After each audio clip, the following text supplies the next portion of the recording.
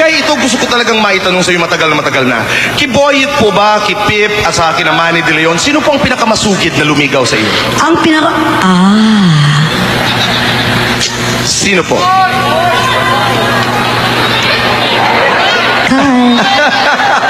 Hindi naman binanggit ni Kuya Boy, si Kokoy eh. Si Kokoy, pati si Kokoy po. Nariyan ho ba si Kokoy? Pati si Kokoy po. Basta't alam ko, naalala ko nung araw, nasa hospital ako, si Kokoy ha. Andun ako sa hospital, may sakit ako. Nandun si Kokoy, kasama niya isang kapatid niya. Tapos may ibibigay siya sa akin, Kuya Boy. Ano pong ibinigay niya? Sabi niya gano'n, Guy. Tapos ginawa niya yung kamay ko, kinuha.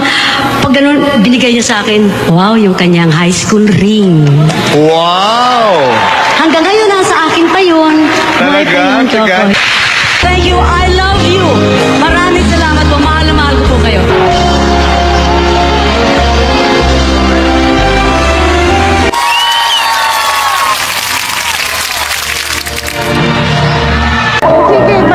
Panoorin natin ito, to me, she's more than a legend,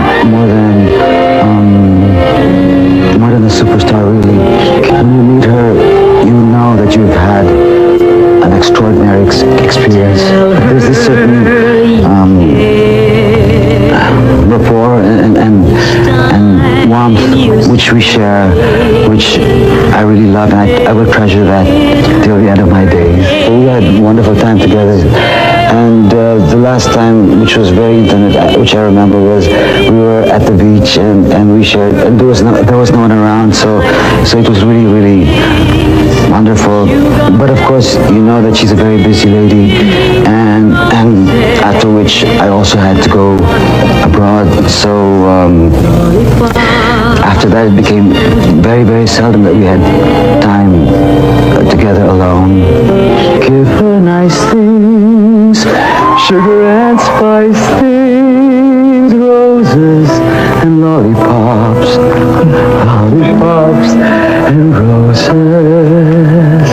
I'm looking forward to being with you again, Guy. You know, it's always very special to be with you. From the very start, it has been, and words cannot express how proud I am of you and how honored I am to be your friend and to be able to be close to you. And may God bless you every day of your life. Thank you, Mr. Kokoy